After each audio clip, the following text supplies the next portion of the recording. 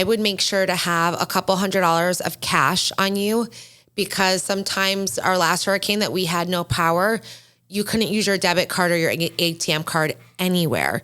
And people were trying to get money from places and the banks were closed because they had no electricity.